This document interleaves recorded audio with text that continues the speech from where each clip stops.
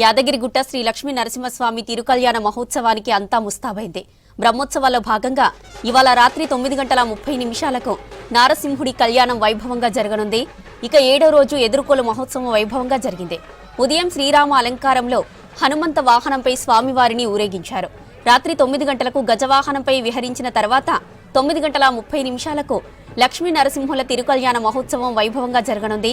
దేవాదాయ శాఖ మంత్రి కొండా సురేఖ సర్కారు తరపున పట్టు వస్త్రాలు, ముత్యాల తలంబ్రాలు సమర్పించనున్నారు. మంత్రి పొన్నం ప్రభాకర్, ప్రభుత్వ బీర్ల ఐలయ్య, జిల్లా కలెక్టర్ హనుమంతరావు కళ్యాణ మహోత్సవంలో పాల్గొననున్నారు.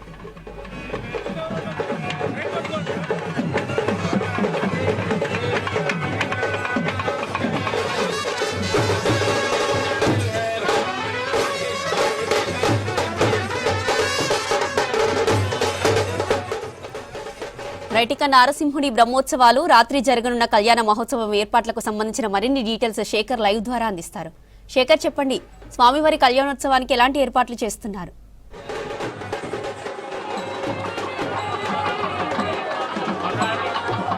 గుడ్ మార్నింగ్ జ్యోతి. తెలంగాణ రాష్ట్రంలోని తెలంగాణ తిరుపతిగా చెప్పుకుని యాదాద్రి లక్ష్మీ నరసింహస్వామి ఆలయానికి సంబంధించి బ్రహ్మోత్సవాలు ఘనంగా కూడా కొనసాగుతున్నాయి. ఈరోజు 8వ రోజు బ్రహ్మోత్సవాల్లో భాగంగా ఇప్పుడు శ్రీరామ అలంకారంలో హనుమంత వాహనంపై స్వామివారు దర్శనమిస్తున్నారు. ఇక ఈ బ్రహ్మోత్సవాలకు సంబంధించి ఈరోజు రాత్రి 9 గంటలకు గజవాహనం సేవలపై స్వామివారి కళ్యాణ మండపానికి చేరుకోనున్నారు. రాత్రి 9:30 తిరు కళ్యాణం నిర్వహించుకున్నారు. దానికి సంబంధించి కూడా అన్ని ఏర్పాట్లు చేశారు. ఓవైపేమో పెద్ద ఎత్తున భక్తులు వస్తున్నారు, మరోవైపు ఆలయానికి సంబంధించి పెద్ద ఎత్తున ఏర్పాట్లు కూడా చేశారు. ఇక ప్రస్తుతం అయితే యాదాద్రి లక్ష్మీ నరసింహస్వామి టెంపుల్కు సంబంధించి బ్రహ్మోత్సవాల్లో భాగంగా హనుమంత విగ్రహం ప్రతిష్ఠించారు. ఇక్కడ స్వామివారి దర్శనం ఇస్తున్నారు. పెద్ద ఎత్తున భక్తులు కావచ్చు, జిల్లా కలెక్టర్తో పాటు అందరూ కూడా ఇక్కడ ఉన్నారు. ఒకసారి మనతో పాటు జిల్లా కలెక్టర్ గారు ఉన్నారు, ఒకసారి మాట్లాడతాం. Sir, good morning. Yadadri temple అంటే తెలంగాణ రాష్ట్రంలోనే అత్యంత ప్రసిద్ధిగాంచిన టెంపుల్. ఎట్లా ఉన్నాయి ఏర్పాటు బ్రహ్మోత్సవాలకు సంబంధించి? ఓం నమో నరసింహాయ. ఈరోజు హనుమద్ వాహనము శ్రీరామావతారం చాలా అద్భుతంగా కనుల పండుగగా ఉదయం సేవ ప్రారంభమై ఇప్పుడే హారతితోటి సకల సంకీర్తనలతోటి వేద పారాయణలతోటి ముగిసింది. బ్రహ్మాండంగా మొత్తం కూడా ప్రతిరోజు సేవలతోటి యాదాద్రి పుణ్యక్షేత్రం మొత్తం కూడా పరిడవిల్లుతుంది. అదేవిధంగా ఈవో గారు, చైర్మన్ గారు, మేమందరం కలిసి కూడా సమీక్షా సమావేశాలు నిర్వహించాము. టోటల్గా జిల్లా వ్యాప్తంగా అందరు అధికారులను కూడా అప్రమత్తం చేయడం జరిగింది. వైద్య ఆరోగ్య శాఖ, fire department, electricity department, R&B, అదేవిధంగా ముఖ్యంగా శానిటేషన్ వింగ్ను కూడా స్ట్రెంథన్ చేయడం కోసం మున్సిపాలిటీ, ఈ విధంగా ఫారెస్ట్ డిపార్ట్మెంట్ కూడా కొంత వానరాల సంచారం కొద్దిగా ఎక్కువ ఉంది కాబట్టి వారిని అన్ని డిపార్ట్మెంట్స్ కూడా అలర్ట్ చేయటం. పోలీస్ శాఖ కూడా ఎస్పీ గారి ఆధ్వర్యంలో పూర్తి బందోబస్తు తోటి ఎక్కడ కూడా అవాంఛనీయ సంఘటన జరగకుండా అన్ని ఏర్పాట్లు చేయడం జరిగింది. అదేవిధంగా ఈవో గారు ఇక్కడ ఉన్నటువంటి తాగునీటి సౌకర్యం కానీ, అదేవిధంగా ఇక్కడ ఉన్నటువంటి భక్తులకు సకల సౌకర్యాలు కల్పించే విధంగా జిల్లా కలెక్టర్ కూడా అన్ని విభాగాలు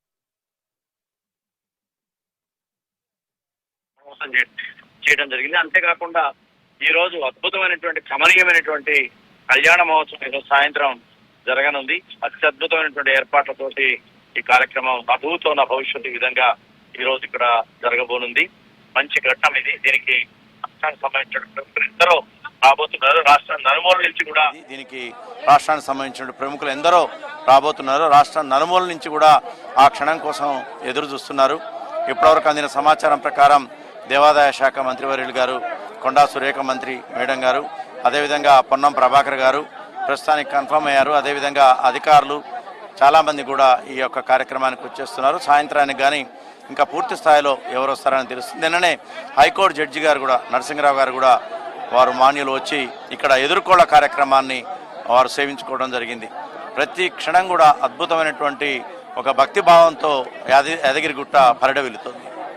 యాదాద్రి టెంపుల్ పునర్నిర్మాణం తర్వాత భక్తుల సంఖ్య పెరిగింది, లక్షల్లో భక్తులు వస్తున్నారు. సో కళ్యాణం అంటే చాలా మంది వివిధ జిల్లాల నుంచే కాదు, వివిధ రాష్ట్రాల నుంచి కూడా వస్తుంటారు. వాళ్ళ అకామిడేషన్ ఎట్లా ఉన్నది, ఏర్పాట్లకు సంబంధించి ఇక్కడ సామాన్య ప్రజలకు కూడా అన్ని ఏర్పాట్లు అయ్యే విధంగా ఈ యొక్క ప్రభుత్వం ఏర్పాటైన తర్వాత గుట్ట మీద దాదాపుగా 200 మంది కనీసం పడుకునే విధంగా, ఇక్కడ నిద్ర చేసే విధంగా చౌల్ట్రీ కూడా ఏర్పాటు చేయడం జరిగింది. అంతేకాకుండా కింద చాలా సత్రాలు ఉన్నాయి, వాటన్నిటికి కూడా అకామిడేషన్ కూడా ఇబ్బంది లేకుండా చేయడం జరిగింది. అదేవిధంగా రానున్న కాలంలో ముఖ్యమంత్రి గారి యొక్క ఆదేశాల మేరకు గుట్ట మీదనే పడుకునే విధంగా సామాన్య భక్తజనం నుంచి అందరూ కూడా పడుకునే విధంగా పెద్ద నిర్మాణం కూడా చోటు చేసుకోబోతుంది. ఇప్పటికే వేద పాఠశాల, మెడికల్ కళాశాల ఇట్లాంటివన్నీ కూడా ఆల్రెడీ ప్రారంభమయ్యాయి. బ్రహ్మోత్సవాలు అంటే చాలా ఘనంగా ఏర్పాట్లు ఉంటాయి. ఎంతమంది కానీ ఏర్పాట్లు చేశారు? కనీస సౌకర్యాలకు సంబంధించి కూడా ఎట్లా ఉన్నాయి?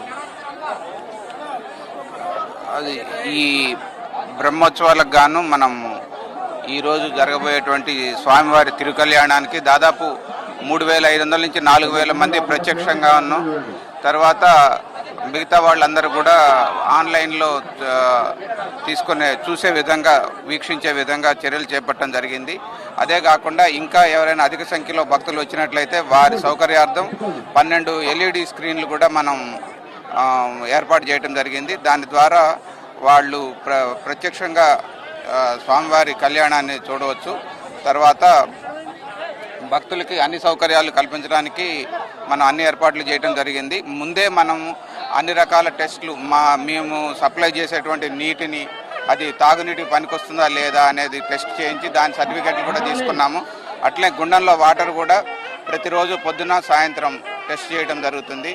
తర్వాత మేము చేసే ప్రసాదాలను కూడా ఫుడ్ టెస్ట్ కూడా చేయించాము.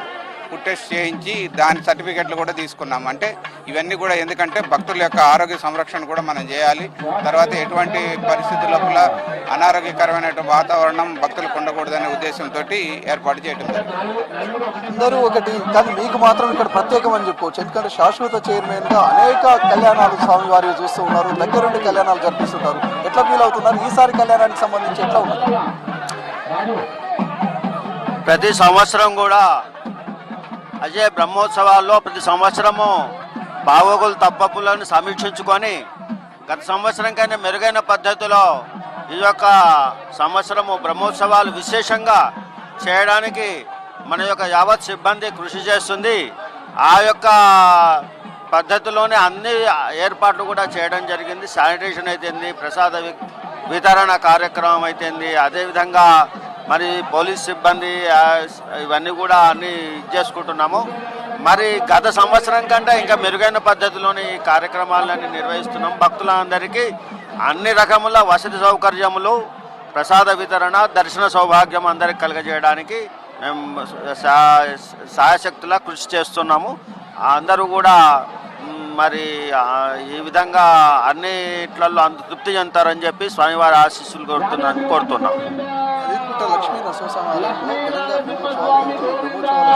ఈరోజు రాత్రి కళ్యాణానికి సంబంధించి కూడా రాష్ట్రంలో వివిధ జిల్లాల నుంచే కాదు వివిధ రాష్ట్రాల నుంచి కూడా పెద్ద ఎత్తున భక్తులు వస్తారు. వచ్చే భక్తులకు ఎలాంటి ఇబ్బంది కాకుండా అన్ని సౌకర్యాలను కల్పించడంతో పాటు విఐపీలు, వివిఐపీలు కూడా ఇక్కడికి రానున్నారు. దాని నేపథ్యంలో భారీ బందోబస్తును కూడా ఏర్పాటు చేశారు. దాదాపు 200 మంది పోలీసులతో పాటు 16 మంది ఎస్ఐలు, 8 మంది సిఐలతో పాటు 2 డీసీపీలు, ఎప్పటికప్పుడు కూడా ఏసీపీలతో పాటు అందరూ కూడా ఇక్కడ ఎప్పటికప్పుడు బందోబస్తులు నిర్వహిస్తున్నారు. కళ్యాణానికి సంబంధించి గతంతో పోలిస్తే ఈసారి మాత్రం ఇంకా అద్భుతంగా కూడా ఇక్కడ స్వామివారి టెంపుల్ని అలంకరించారని చెప్పుకోవచ్చు. పూలతోటి అత్యంత వైభవంగా నైట్ లైటింగ్స్, అద్భుతమైన లైటింగ్స్ తోటి స్వామివారి కళ్యాణాన్ని తిలకించే విధంగా కూడా LED స్క్రీన్లను కూడా భారీగా ఏర్పాటు చేశారు. ఎక్కడ ఎలాంటి ఇబ్బంది కాకుండా మాత్రం భారీ బందోబస్తు మధ్య మాత్రం బ్రహ్మోత్సవాలు ఘనంగా కూడా కొనసాగుతున్నాయి. జ్యోతి. రైట్.